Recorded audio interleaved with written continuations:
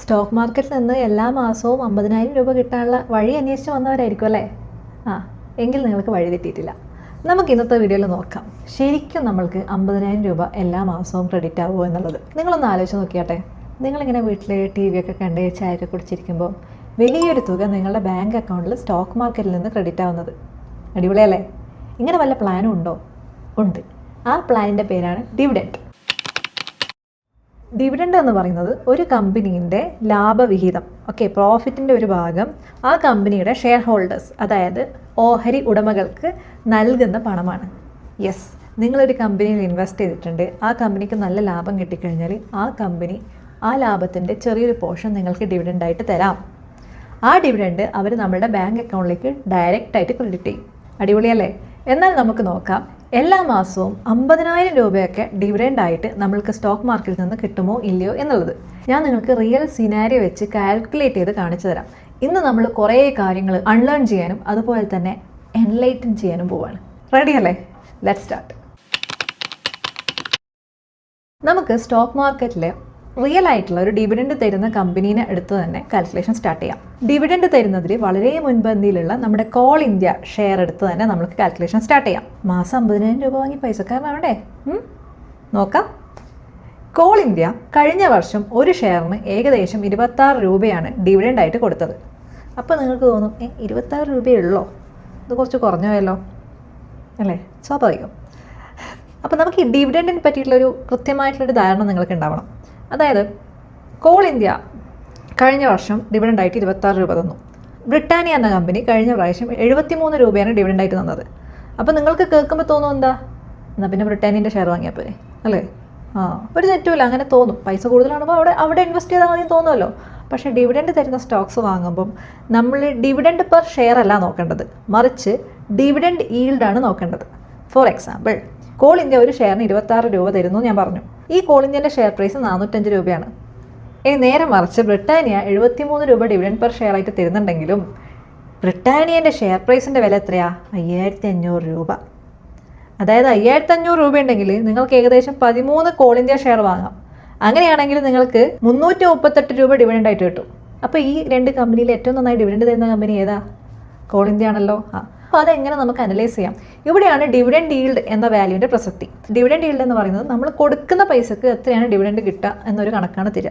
അതായത് ഇത്ര പൈസക്ക് നമ്മൾ ഷെയർ വാങ്ങുന്ന സമയത്ത് എത്ര നമ്മൾക്ക് ഡിവിഡൻഡായിട്ട് കിട്ടും. അപ്പോൾ ഇവിടെ കാണാം കോൾ ഇന്ത്യൻ്റെ ഡിവിഡൻഡ് ഈൽഡ് 6.4%, ബ്രിട്ടാനിയൻ്റെ ഡിവിഡൻഡ് ഈൽഡ് 1.3%. അതായത് 100 രൂപ നിങ്ങൾ കോൾ ഇന്ത്യയിലും ബ്രിട്ടാനിയയിലും ഇൻവെസ്റ്റ് ചെയ്യുകയാണെങ്കിൽ കോൾ ഇന്ത്യ നിങ്ങൾക്ക് 6.4 രൂപ ഡിവിഡൻഡായിട്ട് തരും, ബ്രിട്ടാനിയ നിങ്ങൾക്ക് 1 രൂപ 3 പൈസ ഡിവിഡൻഡായിട്ട് തരും. അപ്പോൾ നമ്മൾ കൊടുക്കുന്ന പൈസക്ക് കൂടുതൽ ഡിവിഡൻഡ് തരുന്നത് ഇവിടെ ആരാണ്? കോൾ ഇന്ത്യയാണ്. ഓക്കെ, അപ്പോൾ ഡിവിഡൻഡ് ഈൽഡ് എന്താണെന്ന് മനസ്സിലായി. നിങ്ങൾക്ക് 2 സ്റ്റോക്ക് അനലൈസ് ചെയ്യാൻ തന്നു കഴിഞ്ഞാൽ ഏതിനാണ് കൂടുതൽ ഡിവിഡൻഡ് കിട്ടുക എന്നുള്ളത് നിങ്ങൾക്ക് ഡിവിഡൻഡ് ഈൽഡ് വെച്ച് കണ്ടുപിടിക്കാൻ ഇപ്പോൾ അറിയാം. ഇനി നമ്മൾക്ക് വിഷയത്തിലേക്ക് വരാം. 50,000 രൂപ മാസം കോൾ ഇന്ത്യയിൽ നിന്ന് ഡിവിഡൻഡായിട്ട് നിങ്ങൾക്ക് കിട്ടണം. അതാണ് നമ്മുടെ ലക്ഷ്യം. എല്ലാ കമ്പനീസും എല്ലാ മാസമൊന്നും ഡിവിഡൻഡ് തരില്ല. യൂഷ്വലി ക്വാർട്ടർലിയാണ് കമ്പനീസൊക്കെ ഡിവിഡൻഡ് തരിക. അതായത് 3 മാസം കൂടുമ്പോൾ ഡിവിഡൻഡ് തരും. ചിലപ്പം ചില മാസങ്ങൾ മിസ്സായി എന്നൊക്കെ വരും. പക്ഷേ ഓവർ ദ ഇയർ ഇവർ ഈ ഡിവിഡൻഡ് ഈൽഡ് എത്രയാണോ പറഞ്ഞത് ആ ഒരു ഡിവിഡൻഡ് നമുക്ക് തരും. അതായത് ഈ 26 രൂപ ഒരു വർഷത്തിനുള്ളിൽ ഒരു കോൾ ഇന്ത്യ ഷെയറിന് നിങ്ങൾക്ക് ലഭിച്ചിരിക്കും. അപ്പോൾ നമ്മൾക്കൊരു കാര്യം ചെയ്യാം. 50,000 ആവറേജ് ആയിട്ട് ഒരു മാസം കിട്ടണമെന്നുണ്ടെങ്കിൽ ഒരു വർഷം എത്ര രൂപ ഡിവിഡൻഡായിട്ട് കിട്ടണം? 6 ലക്ഷം രൂപ ഡിവിഡൻഡായിട്ട് കിട്ടണം അല്ലേ? 6 ലക്ഷത്തിൻ്റെ ഡിവിഡൻഡ് കോൾ ഇന്ത്യ ഷെയറിൽ നിന്ന് കിട്ടുവാണെങ്കിൽ ഓരോ മാസം ആവറേജ് ആയിട്ട് 50,000 കിട്ടുന്നതിന് ഈക്വലാണ്. അപ്പോൾ ഈ 6 ലക്ഷം രൂപ കോൾ ഇന്ത്യയിൽ നിന്ന് ഡിവിഡൻഡായിട്ട് ഉണ്ടാക്കിയാൽ പോരെ? എങ്ങനെ ഉണ്ടാക്കും നോക്കാം. ഞാൻ പറഞ്ഞു ഒരു കോൾ ഇന്ത്യ ഷെയർ 26 രൂപ ഡിവിഡൻഡായിട്ട് തരും. 6 ലക്ഷം രൂപ കിട്ടണമെന്നുണ്ടെങ്കിൽ എത്ര കോൾ ഇന്ത്യൻ്റെ ഷെയർസ് നമ്മൾ വാങ്ങണം? See the calculation. 6 ലക്ഷം ഡിവൈഡ് ബൈ 26 എത്രയാ? 23,076 ഷെയർസ്. കോൾ ഇന്ത്യ ഞാൻ ഈ വീഡിയോ എടുക്കുന്ന സമയത്ത് ട്രേഡ് ചെയ്യുന്നത് 405 രൂപക്കാണ്. അതായത് ഒരു കോൾ ഇന്ത്യ ഷെയറിൻ്റെ വില 405 രൂപ. അങ്ങനെയാണെങ്കിൽ 23,076 കോൾ ഇന്ത്യ ഷെയർസിൻ്റെ വില എത്രയാണ്? നമുക്ക് നോക്കാം എത്ര രൂപയ്ക്ക് കോൾ ഇന്ത്യൻ്റെ ഷെയർ വാങ്ങിയാലാണ് നമ്മൾക്ക് എല്ലാ മാസവും ആവറേജ് ആയിട്ട് ആ 50,000 രൂപ കിട്ടുക എന്നുള്ളത്. See the calculation. 93,45,780 രൂപ. അതായത് ഇത്രയും വലിയ തുകയൊക്കെ ഡിവിഡൻഡ് തരുന്ന സ്റ്റോക്സിൽ മാത്രമായിട്ട് ഇൻവെസ്റ്റ് ചെയ്താലേ 50,000 രൂപയൊക്കെ നമ്മൾക്ക് പെർ മന്ത് ആവറേജ് ആയിട്ടൊക്കെ കിട്ടുള്ളൂ. ഇതിൽ നിന്ന് എന്ത് മനസ്സിലാക്കാം? ഡിവിഡൻഡ് വാങ്ങി പണക്കാരനാവാൻ പറ്റില്ല. മറിച്ച് പണക്കാരനായി കഴിഞ്ഞാൽ ഡിവിഡൻഡിൽ നിന്ന് പണമുണ്ടാക്കാം. ഇതാണ് പാഠം. കുറേ ഫ്ലാഷി ആഡ്സൊക്കെ നിങ്ങൾ കാണും. ഇപ്പോൾ ഫോർ എക്സാമ്പിൾ ഈ വീഡിയോൻ്റെ തമ്പനയിൽ ക്ലിക്ക് ചെയ്ത് വന്നതും നിങ്ങൾ അതുകൊണ്ടാണ്. എങ്ങാനും ബിരിയാണി കിട്ടിയാലോ അല്ലേ? ഈസി ആയിട്ട് പണം കിട്ടില്ല. സ്റ്റോക്ക് മാർക്കറ്റിൽ ഇൻവെസ്റ്റ് ചെയ്ത് വലിയൊരു തുക ഡിവിഡൻഡ് ആയിട്ടൊക്കെ കിട്ടുമെന്ന് ആരെങ്കിലും പറഞ്ഞു കഴിഞ്ഞാൽ അപ്പം തന്നെ തലയിലേക്ക് പോകണം എന്ത്, അവരുടെ പോർട്ട്ഫോളിയോ കോടികളിലായിരിക്കും എന്നുള്ളത്. എത്ര പേർക്ക് 1 കോടിയോളം രൂപ ഡിവിഡൻഡ് കിട്ടുന്ന സ്റ്റോക്സിന് മാത്രമായിട്ട് ഇൻവെസ്റ്റ് ചെയ്യാൻ പറ്റും? ഡിവിഡൻഡ് മാത്രം നോക്കി ആവരുത് നമ്മൾ സ്റ്റോക്ക് മാർക്കറ്റിൽ ഇൻവെസ്റ്റ് ചെയ്യുന്നത്. അങ്ങനെ നിക്ഷേപിക്കുന്നതിന് വേറെയും ചില പ്രശ്നങ്ങളുണ്ട്. ഫോർ എക്സാമ്പിൾ, നിങ്ങളുടെ കയ്യിൽ 1 കോടി രൂപയുണ്ട്, നിങ്ങൾക്ക് ഡിവിഡൻഡ് വേണം. നിങ്ങൾ കോൾ ഇന്ത്യ പോലെ നല്ല ഡിവിഡൻഡ് തരുന്ന ഒരു സ്റ്റോക്കിൽ നോക്കി ഇൻവെസ്റ്റ് ചെയ്തു. നാളെ നിങ്ങൾക്ക് ഡിവിഡൻഡ് തരണ്ട എന്ന് കമ്പനി തീരുമാനിച്ചാലോ?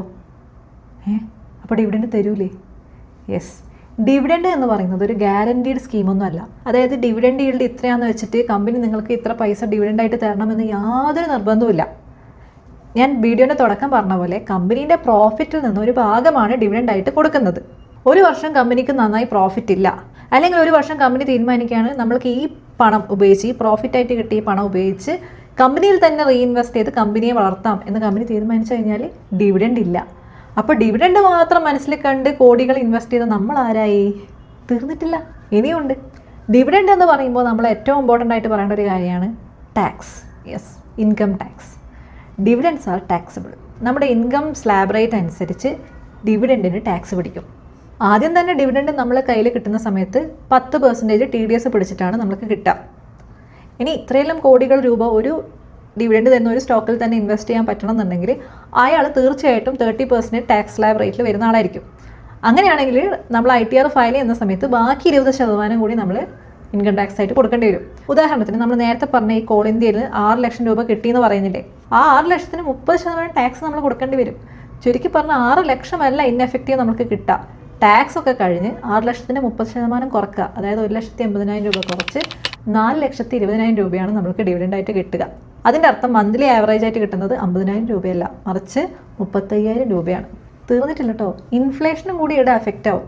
ഇൻഫ്ലേഷൻ എല്ലാ വർഷവും ഒരു 6% എന്ന നിരക്കിൽ എടുക്കുകയാണെങ്കിൽ ഈ 50,000 രൂപ ആവറേജ് ആയിട്ട് കിട്ടുന്ന 50,000 രൂപ 10 വർഷം കഴിഞ്ഞാൽ ഇന്നത്തെ 23,000-ന് ഈക്വലാണ്.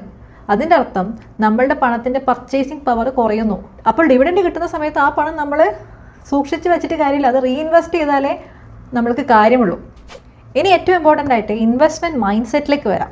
പല ആൾക്കാർക്കും നല്ല ഡിവിഡൻഡ് തരുന്ന സ്റ്റോക്സിൽ ഇൻവെസ്റ്റ് ചെയ്യണമെന്നാണ് ആഗ്രഹം അല്ലേ? ഇപ്പോൾ കോൾ ഇന്ത്യയിലൊക്കെ എത്ര പേർക്ക് ഇത്രയും വലിയ തുക ഇൻവെസ്റ്റ് ചെയ്യാൻ പറ്റും? അപ്പോൾ നിങ്ങൾക്ക് ഡിവിഡൻഡ് വേണം. അപ്പോൾ നിങ്ങൾ 1 ലക്ഷം രൂപ ഇൻവെസ്റ്റ് ചെയ്യുന്നു.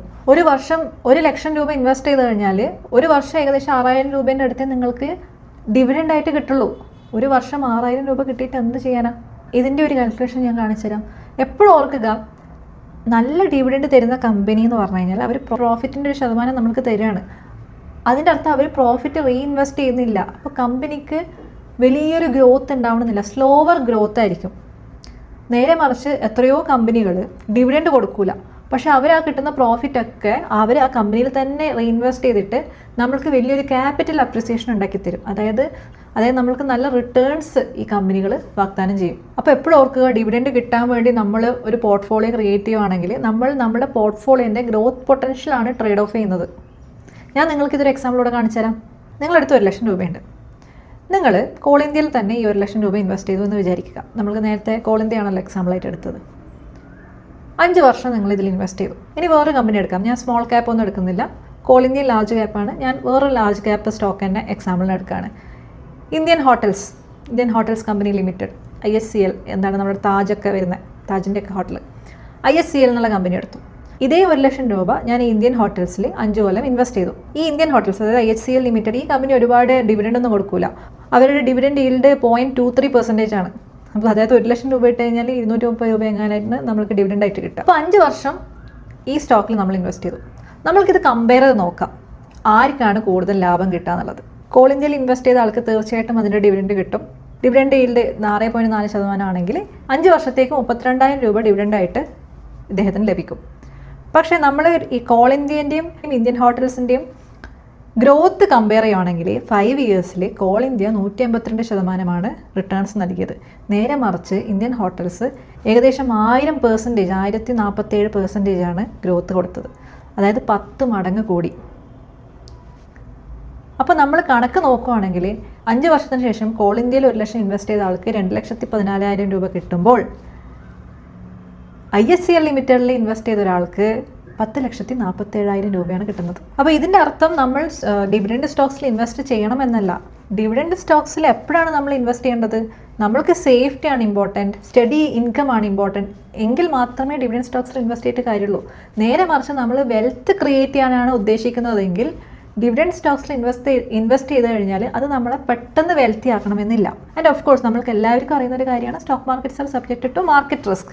ഈ ഗ്രോത്ത് സ്റ്റോക്സൊക്കെ എല്ലാം മൾട്ടിബാഗർ റിട്ടേൺസ് തരണമെന്നില്ല. അപ്പോൾ നല്ല സ്റ്റോക്സ് നമ്മൾ തിരഞ്ഞെടുത്ത് കഴിഞ്ഞ് കഴിഞ്ഞാൽ ഈ ഡിവിഡൻഡ് സ്റ്റോക്സിൽ കിട്ടുന്ന റിട്ടേൺസിനേക്കാളും കൂടുതൽ നമ്മൾക്ക് ഗ്രോത്ത് അല്ലെങ്കിൽ വാല്യൂ പിക്കുന്നൊക്കെ കിട്ടാൻ ചാൻസ് ഉണ്ട്. അപ്പോൾ നമ്മൾ ക്യാപിറ്റൽ ബിൽഡ് ചെയ്യാൻ ആഗ്രഹിക്കുന്ന ഒരാളാണെങ്കിൽ ഡിവിഡൻഡ് സ്റ്റോക്സിൻ്റെ പുറകെ പോയിട്ട് ഒരു കാര്യമില്ല. അത് കമ്പാരിറ്റീവ്ലി സേഫ് ആയിരിക്കും, പക്ഷേ പെട്ടെന്ന് നമ്മൾ പൈസക്കാരനാക്കില്ല. അതുകൊണ്ട് നമ്മൾ ഇരുന്ന് ഡിസൈഡ് ചെയ്യണം നമ്മുടെ പ്രായം, നമ്മൾക്ക് റിസ്ക് എടുക്കാനുള്ള ആ ഒരു കഴിവ്, ഇതിനൊക്കെ ഡിപ്പെൻഡ് ചെയ്ത് വേണം ഡിവിഡൻഡ് തരുന്ന സ്റ്റോക്സിൽ ഇൻവെസ്റ്റ് ചെയ്യണോ നേരെ മറിച്ച് ഗ്രോത്തിലോ വാല്യൂ സ്റ്റോക്കിലോ ഇൻവെസ്റ്റ് ചെയ്യണമെന്ന് തീരുമാനിക്കാം. അപ്പോൾ എപ്പോഴും മനസ്സിൽ വിചാരിക്കേണ്ട ഒരു കാര്യമാണ്, ഡിവിഡൻഡ്സ് എന്ന് പറയുന്നത് ഗെറ്റ് റിച്ച് ക്വിക്ക് സ്കീമൊന്നുമല്ല. ഡിവിഡൻഡിൽ നിന്ന് 50,000 പെർ മന്ത് ആവറേജ് ആയിട്ടൊക്കെ കിട്ടണമെന്നുണ്ടെങ്കിൽ അത്രയും വലിയൊരു ക്യാപിറ്റൽ നമ്മൾക്ക് വേണം. അപ്പോൾ അത്രയും സീരിയസ് ക്യാപിറ്റലുള്ള ആൾക്കാർക്കാണ് ഡിവിഡൻഡ് സ്റ്റോക്സ് ഒക്കെ അനുയോജ്യം. ഇപ്പോൾ വലിയ ഒരു എമൗണ്ട് ആയിട്ട് റിട്ടയർഡ് ആവുന്ന ഒരാൾ അദ്ദേഹത്തിന് സ്റ്റോക്ക് മാർക്കറ്റിൽ ഇൻവെസ്റ്റ് ചെയ്യണം. അപ്പോൾ കുറച്ചും കൂടി സേഫ് ആയിട്ടുള്ളത് ഡിവിഡൻഡ് തരുന്ന സ്റ്റോക്സിൽ ഇൻവെസ്റ്റ് ചെയ്യുന്നതായിരിക്കും. അപ്പോൾ ഒരു പാസീവ് ഇൻകവും കിട്ടും, കുറച്ചും കൂടി സേഫുമാണ്. നേരെ മറിച്ച് നമ്മൾക്ക് നല്ല ക്യാപിറ്റൽ ഉണ്ടാക്കാൻ വേണ്ടി നമ്മൾ സ്റ്റോക്ക് മാർക്കറ്റിൽ ഇൻവെസ്റ്റ് ചെയ്യുമ്പോൾ ഡിവിഡൻഡ് സ്റ്റോക്സിൻ്റെ പുറകെ ഓടുന്നത് നല്ലൊരു സ്മാർട്ട് ഡിസിഷൻ ആവണമെന്നില്ല. And of course stock markets are subject to markets and it's very unpredictable sometimes, right? അപ്പോൾ ചിലപ്പോൾ നമ്മൾ ഇൻവെസ്റ്റ് ചെയ്ത ഡിവിഡൻഡ് സ്റ്റോക്ക് നല്ലൊരു റിട്ടേൺസ് തരാം, നമ്മൾ ഇൻവെസ്റ്റ് ചെയ്ത ഒരു ലോ സ്റ്റോക്ക് അത്ര നന്നായി പെർഫോം ചെയ്യണമെന്നില്ല. അപ്പോൾ നമ്മൾക്ക് തീരുമാനിക്കാം എങ്ങനെ നമ്മുടെ പോർട്ട്ഫോളിയോ ഉണ്ടാക്കണം. ഡിവിഡൻഡ് തരാണ്ട് നല്ല ഗ്രോത്ത് ഉള്ള കമ്പനീസിൽ ഇൻവെസ്റ്റ് ചെയ്യണോ, അല്ലെങ്കിൽ ഒരു മിക്സ് ആക്കിയിട്ട് ഇൻവെസ്റ്റ് ചെയ്യണോ, ഡിവിഡൻഡും വേണം ഗ്രോത്തും വേണം, അങ്ങനെ മിക്സ് ആക്കണോ എന്ന് നമുക്ക് തീരുമാനിക്കാം.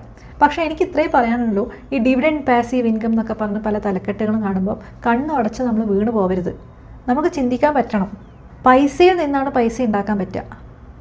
സ്റ്റോക്ക് മാർക്കറ്റിൻ്റെ കേസിൽ അക്ഷരം പ്രതി അത് ശരിയാണ്. കൂടുതൽ പണം ഇട്ടാൽ കൂടുതൽ റിട്ടേൺസ് കിട്ടും, അത് ഡിവിഡൻഡ് ആയാലും ഗ്രോത്ത് ആണെങ്കിലും. അപ്പോൾ കൂടുതൽ പണം നമ്മൾ ക്രിയേറ്റ് ചെയ്യണം, അതിലാണ് നമ്മൾ ഫോക്കസ് ചെയ്യേണ്ടത്. പക്ഷെ അതാരും പറയുന്നില്ല, അതാണ് സത്യം. അപ്പോൾ കൂടുതൽ ഇൻകം ജനറേറ്റ് ചെയ്യുക, ആ ഇൻകം യൂസ് ചെയ്ത് ഇൻവെസ്റ്റ് ചെയ്യുക, അതിൽ നിന്ന് റിട്ടേൺസ് ക്രിയേറ്റ് ചെയ്യുക. അപ്പോൾ ഡിവിഡൻഡിൽ നിന്ന് പണക്കാരനാവാൻ പറ്റില്ല. പണക്കാരനായാൽ മാത്രമേ ഡിവിഡൻഡ് വാങ്ങി നമ്മൾക്ക് പണക്കാരനാവാൻ പറ്റുള്ളൂ. അതാണ് പോയിന്റ്. അപ്പോൾ ഇത്രയേ ഉള്ളൂ. Build real wealth. ഡിവിഡൻഡ് എന്ന് പറയുന്നത് ഒരു cherry on top of the cake, not the whole cake. ആ മൊത്തം കേക്കല്ല. അപ്പോൾ നമ്മൾ നല്ല സ്റ്റോക്സിൽ ഇൻവെസ്റ്റ് ചെയ്യുന്നു, നമ്മളുടെ ഈ ക്യാപിറ്റൽ വെൽത്ത് ബിൽഡ് ചെയ്യുമ്പോൾ ഓട്ടോമാറ്റിക്കലി ഡിവിഡൻസ് വന്നോളും. അപ്പോൾ അത്രയാണ് ഇന്നത്തെ വീഡിയോയിൽ എനിക്ക് പറയാനുള്ളത്. നിങ്ങൾക്ക് ഈ വീഡിയോ യൂസ്ഫുൾ ആയി എന്ന് വിചാരിക്കുന്നു.